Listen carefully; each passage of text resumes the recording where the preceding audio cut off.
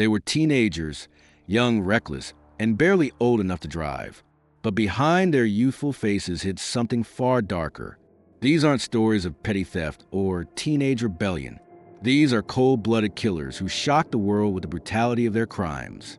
Children who turned into predators, some without remorse. They didn't just ruin lives, they ended them.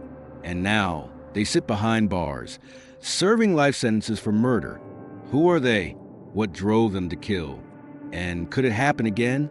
This is a disturbing truth behind the most dangerous teens in prison. Serving life for murder. Case number 10. Joshua Phillips, the boy who hid a body under his bed. When authorities talk about the most shocking juvenile murderers in American history, the name Joshua Phillips often appears near the top of the list. Not because he had a long history of violence or psychopathic behavior. Not because he came from a dangerous environment or lived a life of crime.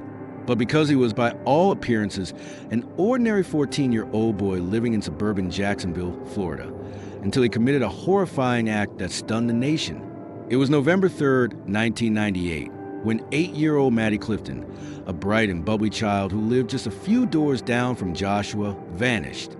Her family searched desperately. Hundreds of volunteers combed through the neighborhood. Police went door to door.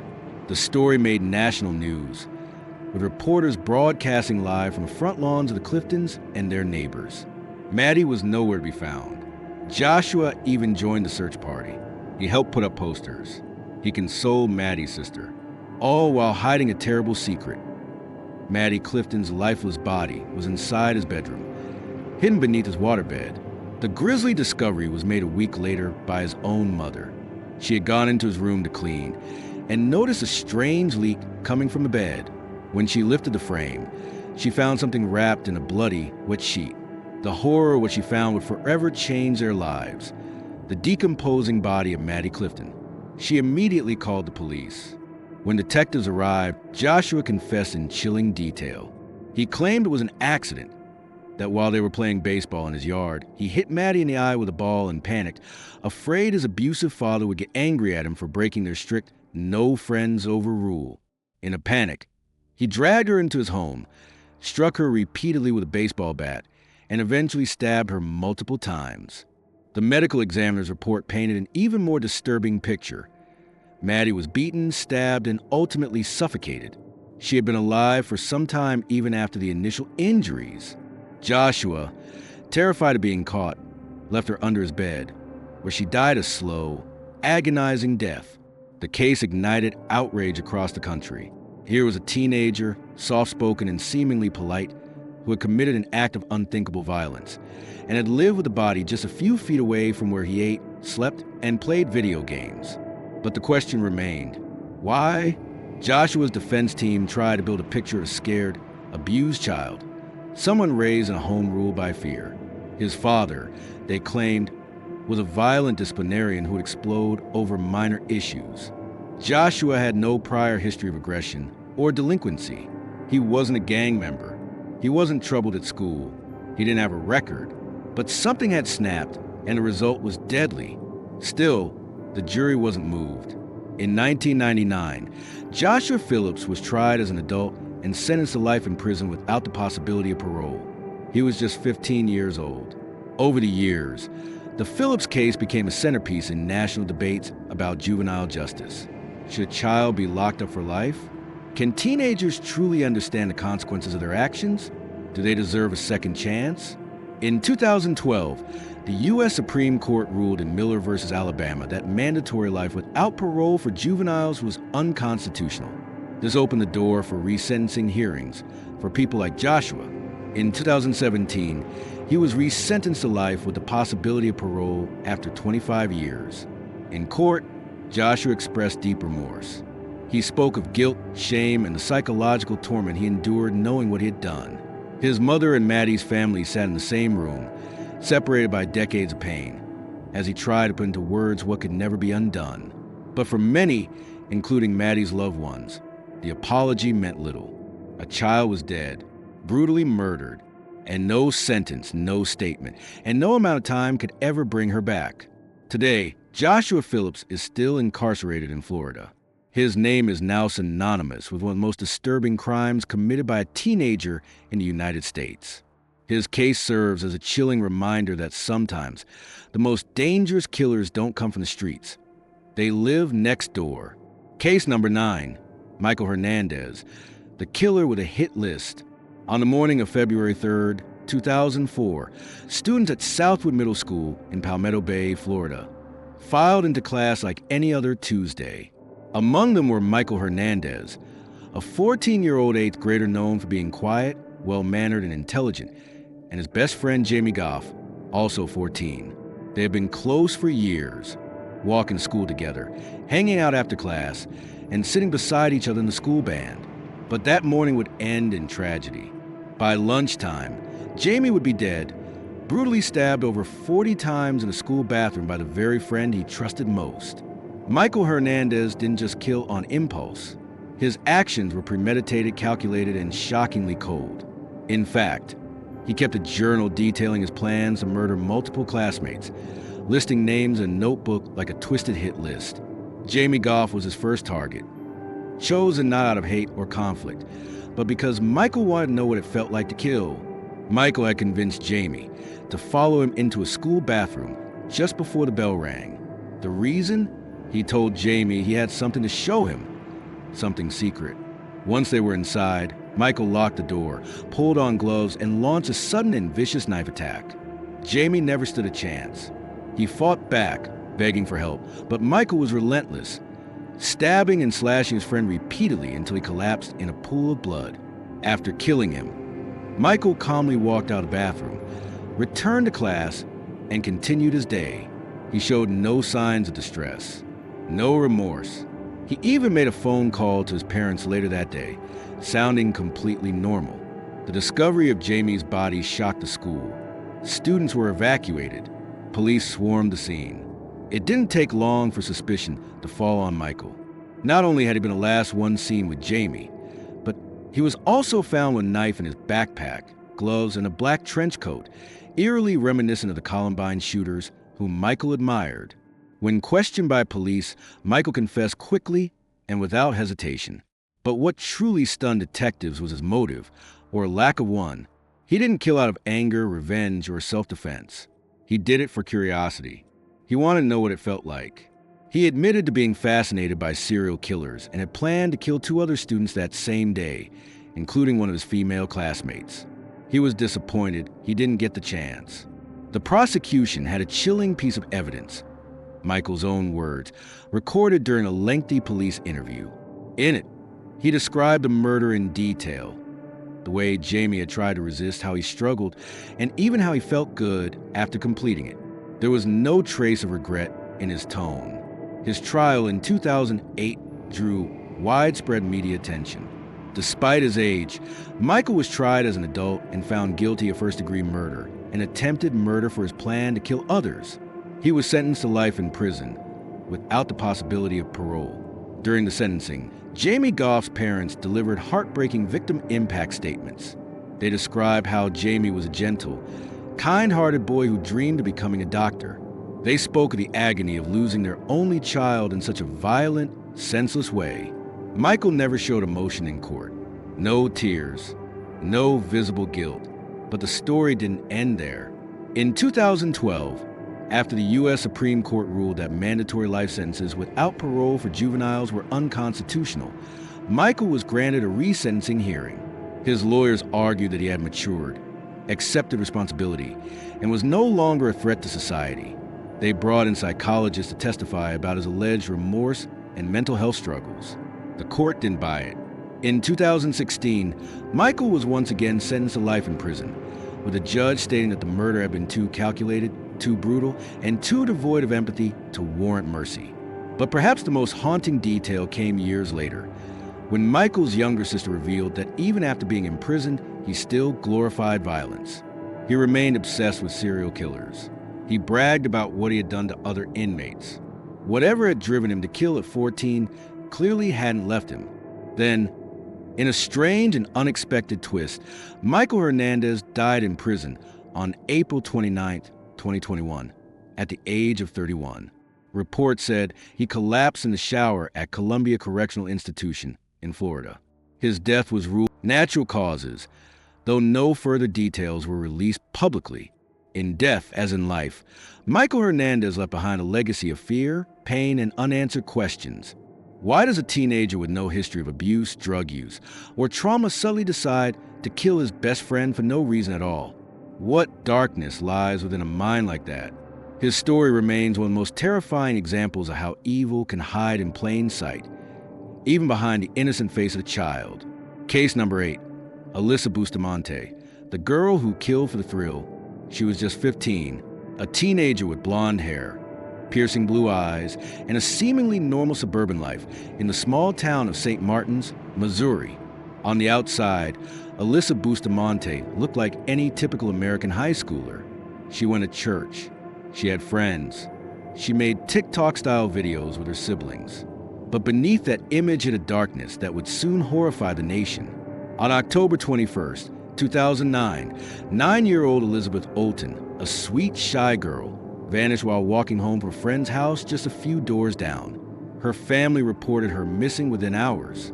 What followed was a massive search. Hundreds of volunteers and law enforcement officers combed through woods, creeks, and neighborhoods. Helicopters searched from the sky. Dogs tracked through the forest. But there was no sign of Elizabeth. For 2 days, the town held its breath. Then a shocking tip changed everything. A teenager, Alyssa, led investigators to a shallow grave in the woods, just a short walk from her house. Inside was Elizabeth's body, covered in leaves and dirt, her face battered, her neck and wrists slashed. What stunned the authorities wasn't just that Alyssa had killed Elizabeth, it was why she did it. Alyssa Bustamante killed for fun. According to her chilling confession, Alyssa had dug 2 graves in advance. She told investigators that she wanted to know what it felt like to kill someone. And so, she lured Elizabeth out into the woods under the pretense of hanging out. There, she strangled her, slit her throat, and stabbed her multiple times before burying her in the grave she dug days before. When police searched Alyssa's bedroom, they found a disturbing journal entry, written in childish handwriting, but filled with sadistic satisfaction.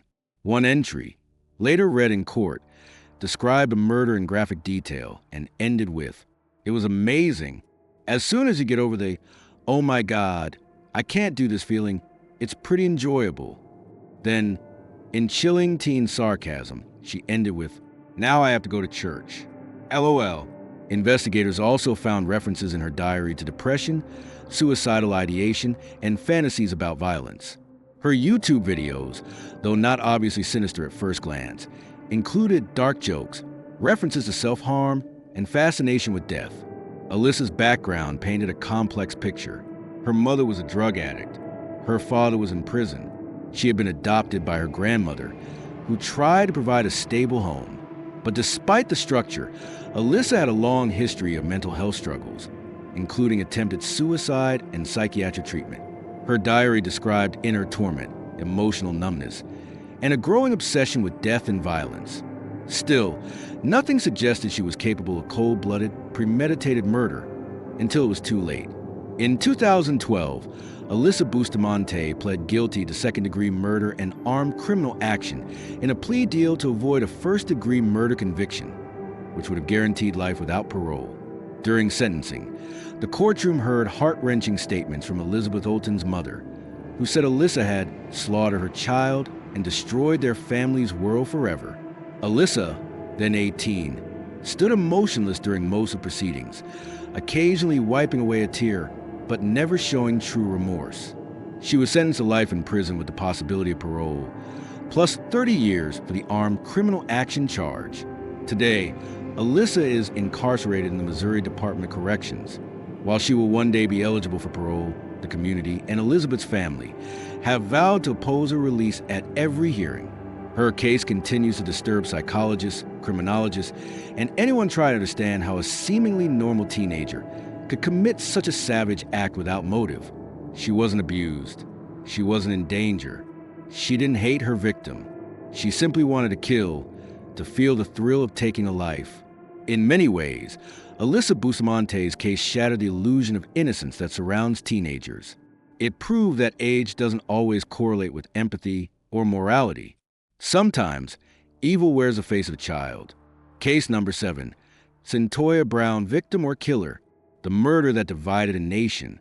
Not every story in this countdown is black and white, and perhaps no case blurs the lines between victim and perpetrator more than that of Cyntoia Brown, who was just 16 years old when she shot and killed a man in cold blood, but claimed she did it to save her own life. On the night of August 6, 2004, Johnny Michael Allen, a 43-year-old real estate agent and former Army sharpshooter, picked up Cyntoia Brown on the streets of Nashville, Tennessee. He offered her money for sex and took her back to his home.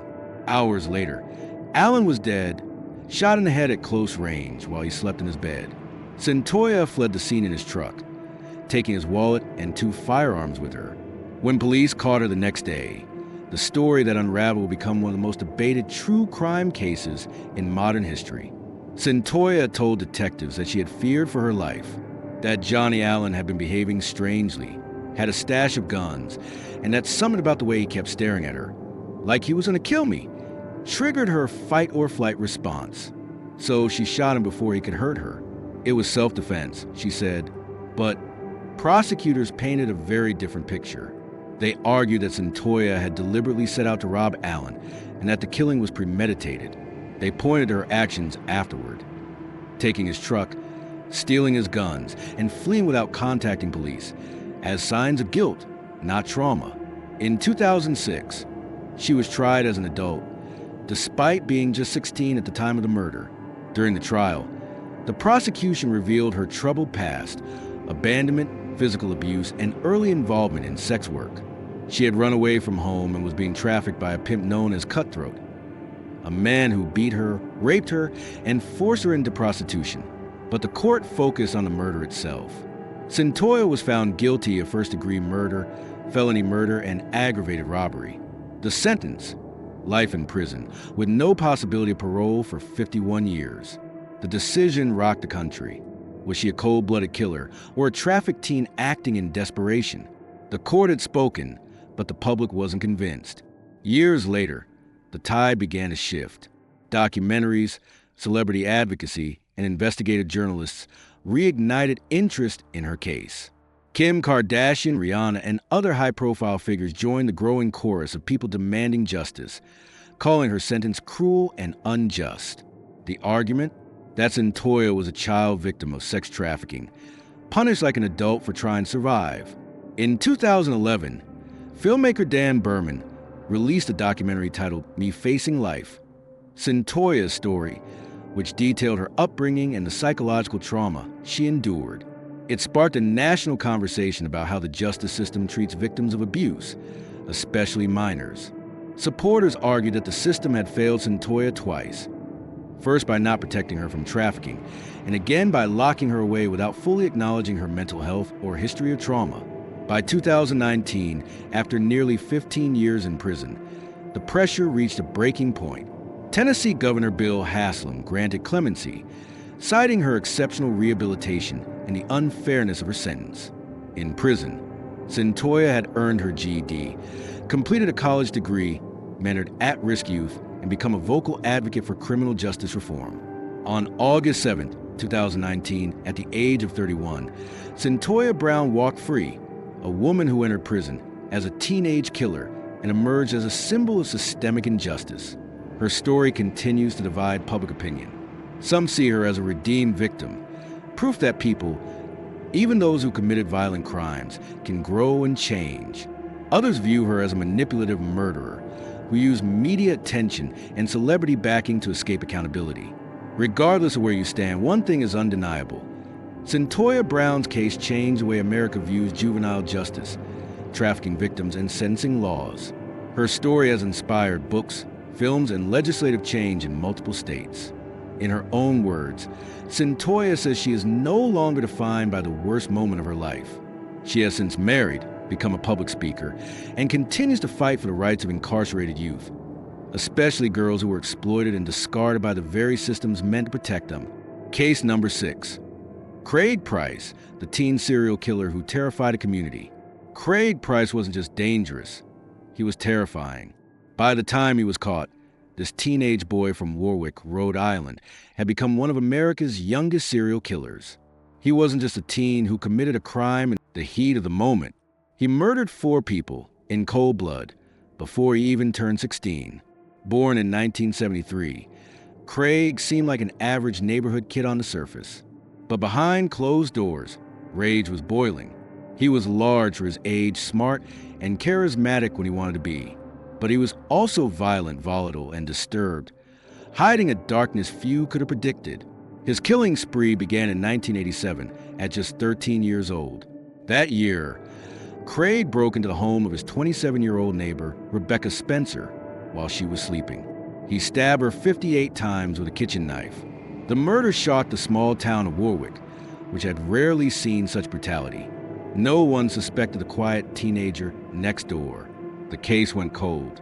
2 years later, Craig escalated. In September 1989, now just 15, he broke into another neighbor's home, the Heaton family.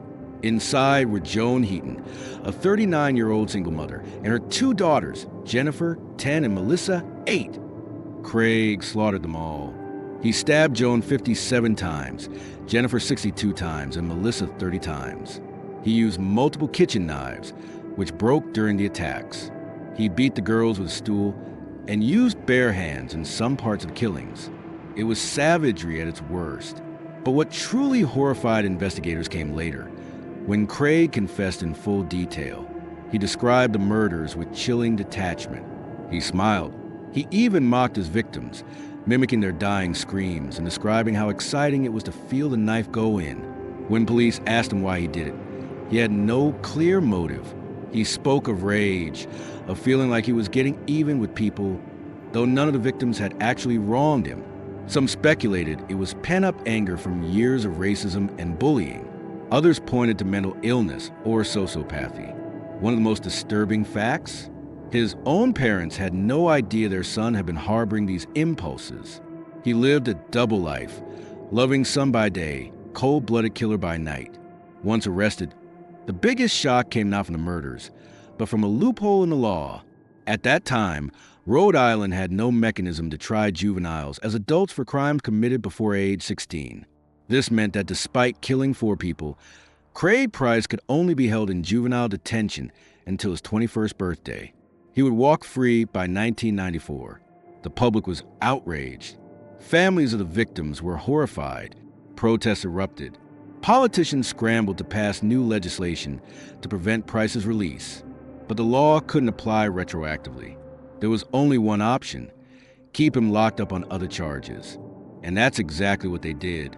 Over the years, Craig Price has racked up numerous disciplinary offenses in prison, including assaulting guards, stabbing a correctional officer, and threatening to kill prison staff. These actions have allowed authorities to extend his incarceration. In 1997, just before his expected release, he was charged with criminal contempt and sentenced to 25 more years, with 10 suspended. He has since had additional time added for prison violence, including a 2017 conviction for stabbing an inmate with a homemade weapon. Despite now being in his 50s, Craig Price has shown no remorse. In interviews, he has lashed out at the media, at the justice system, and even at the families of his victims. He's never expressed true guilt. Psychologists have labeled him as highly dangerous, manipulative, and incapable of rehabilitation. To this day, he remains incarcerated, most recently transferred to a prison in Florida due to his behavior. There is no scheduled release date. Craig Price's case forced Rhode Island to change its laws. Today, juveniles who commit heinous crimes can be tried as adults. But that change came too late for the families he destroyed. His name still sends chills down the spine of anyone familiar with the case. A teenager with no conscience, no clear motive, and no empathy. A killer who didn't just take lives. He annihilated families. Number 5, Lionel Tate, the youngest American ever sentenced to life without parole. Lionel Tate was only 12 years old when he committed a crime that would make him a national symbol of both juvenile brutality and judicial controversy. At an age when most kids are still playing video games and learning algebra, Tate was convicted of first-degree murder for a killing that he claimed was all just a wrestling match gone wrong. The victim was Tiffany Unick, a 6-year-old girl who had been left in Tate's care by her mother on July 28, 1999, in Broward County, Florida.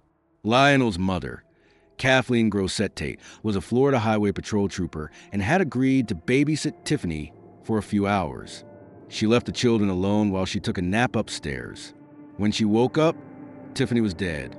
Lionel's explanation was shocking. He said they had been imitating professional wrestling moves he had seen on TV. He claimed he had jumped on her, body slammed her, and accidentally caused her injuries. But the truth was far more disturbing. The autopsy told a different story. Tiffany had sustained a skull fracture, a lacerated liver, broken ribs, and massive internal bleeding. According to the medical examiner, her injuries were consistent with being beaten severely for over 5 minutes straight. Not the result of a single wrestling move, but sustained, brutal violence. This wasn't a child's game gone too far. It was a deadly assault. In 2001, Lionel Tate was tried as an adult. Prosecutors argued that the nature of Tiffany's injuries showed intent and malice. Even though Lionel was only 12, Florida law allowed juveniles to be charged as adults in serious felony cases. His defense attorneys argued that he was too young to understand the consequences of his actions. They insisted that it was a tragic accident, not premeditated murder. But the jury didn't buy it. Lionel Tate was convicted of first-degree murder and sentenced to life in prison without the possibility of parole.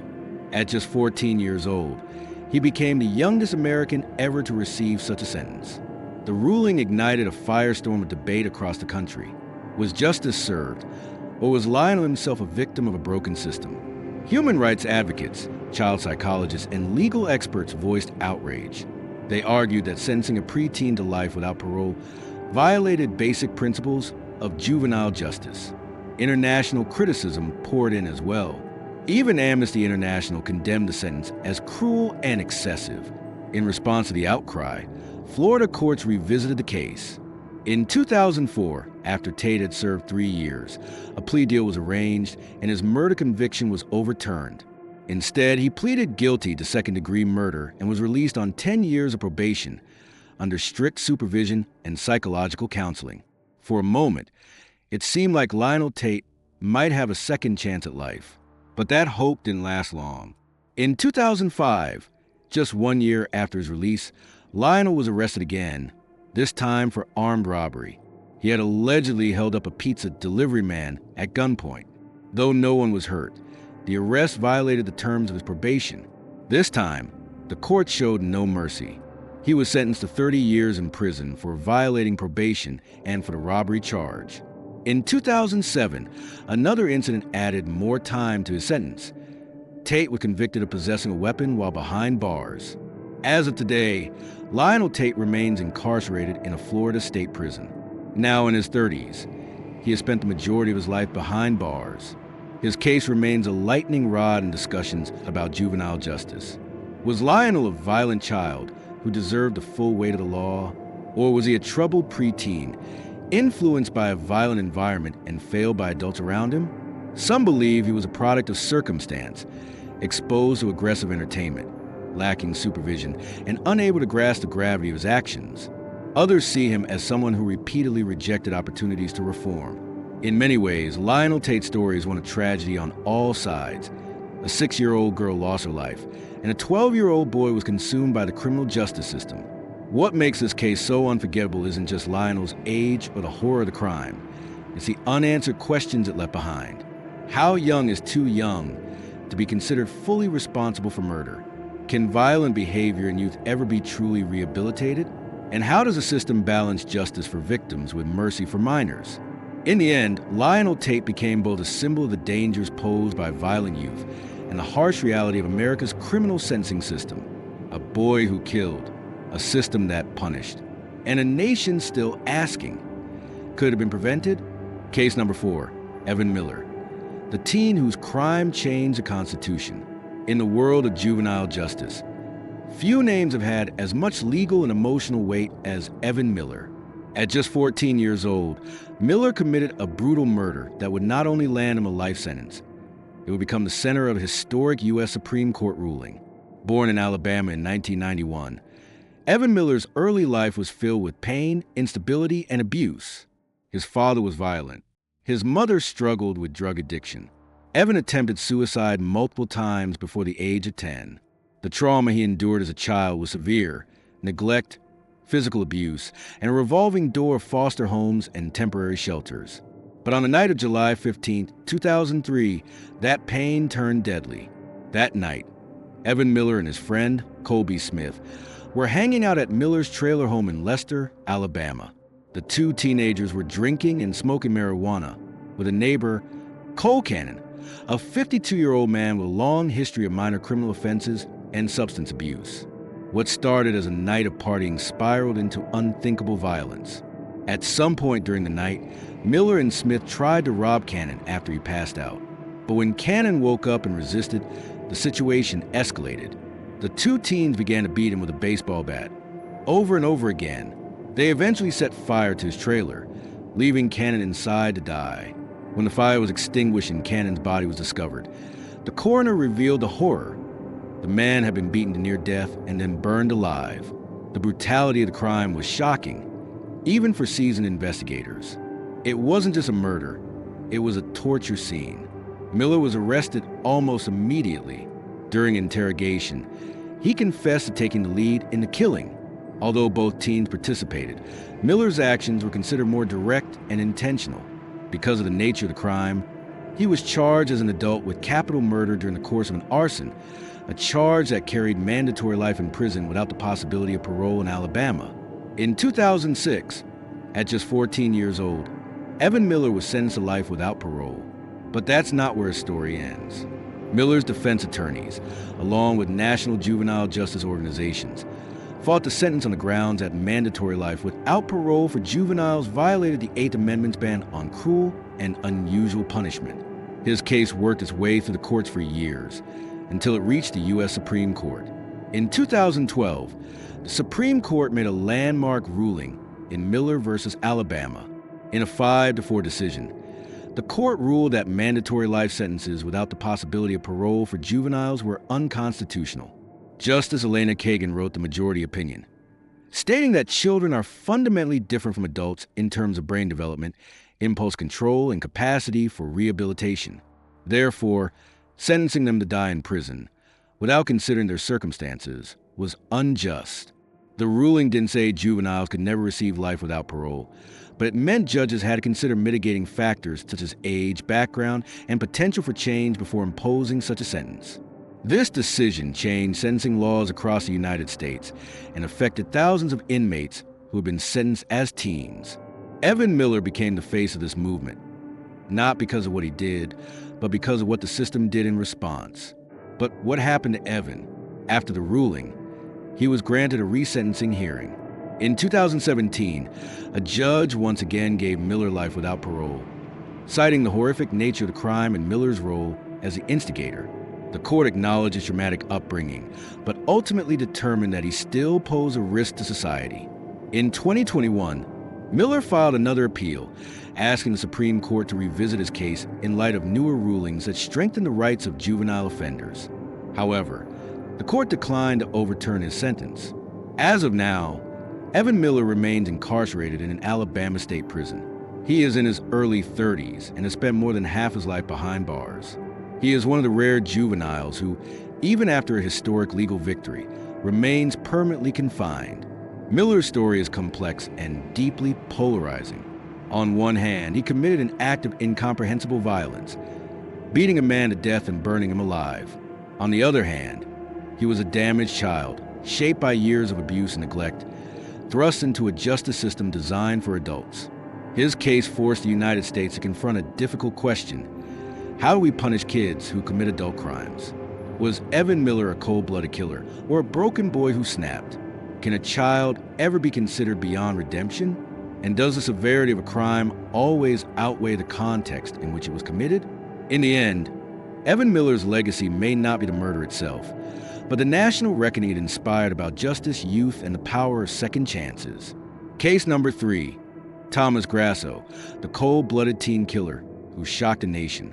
At just 16 years old, Thomas Grasso committed a series of brutal crimes that would etch his name into the darkest chapters of American criminal history. His story is one of shocking violence, callousness, and the harsh realities of juvenile crime and punishment. Born in Oklahoma, Grasso's early life was marred by neglect and hardship, but no troubled upbringing could explain the chilling cruelty of his actions as a teenager. In 1984, Grasso was implicated in the murder of two elderly victims in Oklahoma and New York. His crimes were calculated and merciless. First, he killed an elderly man during a robbery in Oklahoma. Then, less than a year later, he traveled to New York and murdered an elderly woman in a motel room. The murders were senseless acts driven by greed and rage. Despite his young age, Grasso showed no remorse. In fact, after his arrest, he reportedly made chilling remarks that revealed his twisted mindset, once telling officials that he didn't care about the victims or the consequences. His trial drew national attention not only because of the brutality of the murders, but also because it raised questions about how to handle violent juvenile offenders.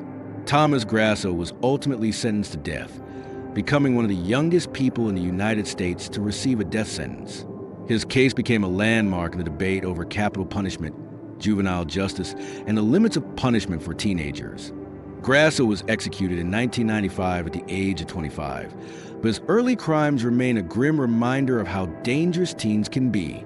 Today, his story serves as a cautionary tale about juvenile violence, the criminal justice system, and the thin line between adolescence and true criminality. Case number 2, Corey Williams, a teen's deadly rage that shattered lives. At just 17 years old, Corey Williams' life took a dark and irreversible turn, one that ended with a brutal murder and a life sentence behind bars. His story is one of rage, violence, and the devastating consequences of a moment that changed everything. Corey grew up in a rough neighborhood, surrounded by violence and instability. Friends and family describe him as a teenager with a temper that could flare at any moment, someone who often struggled to control his anger. But no one expected that anger to explode into deadly violence. On a fateful night, Corey Williams found himself caught in a heated argument that quickly spiraled out of control. What started as a disagreement escalated into a terrifying attack that left a young victim dead and a community reeling. The victim was James Carter, a 19-year-old high school graduate with a promising future. Corey and James had known each other for years, but tensions between them had been mounting over minor disputes. That night, fueled by rage, Corey attacked James with a knife during an altercation outside a local party. The assault was savage and unrelenting. Corey stabbed James multiple times, hitting vital organs and leaving him to bleed out on the pavement. Witnesses called 911, but by the time emergency responders arrived, it was too late. James Carter was pronounced dead at the scene. Police quickly arrested Corey Williams and charged him with murder. The community was stunned. How could a 17-year-old, someone so young, commit such a violent act? During the trial, prosecutors painted a picture of a teenager overwhelmed by anger but fully aware of his actions.